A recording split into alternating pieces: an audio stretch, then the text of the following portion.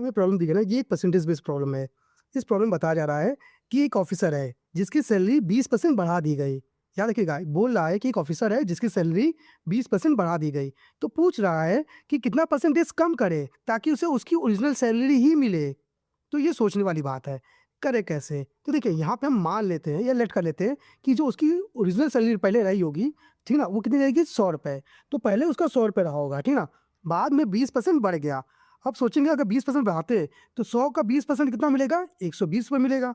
हाँ कि ना? जो कि 20% बढ़ा है, ठीक ना? ये इसकी इनिशियल सैलरी है और ये इसकी फाइनल सैलरी है। अब बोल रहा है कि कितना परसेंटेज कम करे ताकि उसको फिर से अपनी ओरिजिनल सैलरी मिल जाए। ये कह रहा है। अगर आप नोटिस करेंगे कि इस केस में कितना आपको कम करना पड़ेगा नंबर में, तो नंबर में कम करना पड़ेगा 20।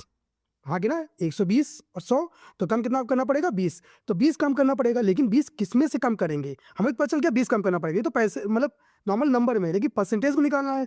तो हम नोटिस करेंगे कि भाई यहाँ से कम कर रहा है, कितना कम कर रहा है? 20। और कितने में से कम कर रहा है? ये 120 में से कम कर रहा है। तुम्हें पता है नीचे क्या आएगा? 120 आएगा। हाँ कि ना? मल्टीप्लाई, अब परसेंटेज में चेंज करना है तो भाई 100 से मल्टीप्लाई करना पड़ेगा। कर दिया, सॉल्व कर लेंगे। एक जीरो से एक जीरो आपका कट गया। हाँ कि ना? इसको मल्टीप्लाई करेंगे, कितना आएगा आपका? 200 अपॉन में 12 आ जाएगा। अब इसे काट सकते हैं। देखिए, 2 से काटेंगे 100 आ जाएगा, 2 से काटेंगे कितना आएगा? 6 आएगा, 2 से काटेंगे 50 आएगा, 2 से काटेंगे 3 आएगा। अब 50 को 3 से डिवाइड करेंगे तो आपको देखने को मिलेगा कितना? 50 को 3 से, तो आप बोल सकते हैं 3 1 3 और बचेगा 2 और 0, 3 6 18 पॉइंट है।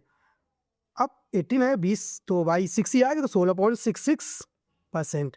तो इतना परसेंट उसे रिड्यूस करना पड़ेगा ताकि उसकी ओरिजिनल सैलरी कितनी हो जाए? 100 रुपए ही रह जाए, मतलब जितना था उतना ही हो जाए, ठीक ना? तो इस तरह से इसका आंसर क्या आएगा? इतना आएगा। और इस तरह से हमारी ये प्रॉब्लम सॉल्व हो जाएगी। आई होप आपको समझ में आया होगा भाई कैसे सॉल्व हुआ है। अगर आपके पास मैथ से रिलेटेड कोई प्रॉब्लम है तो हमारी वीडियो में कमेंट करके हमें बता दीजिएगा, उसका सोल्यूशन आपको बता देंगे। तो आज की क्लास के लिए धन्यवाद।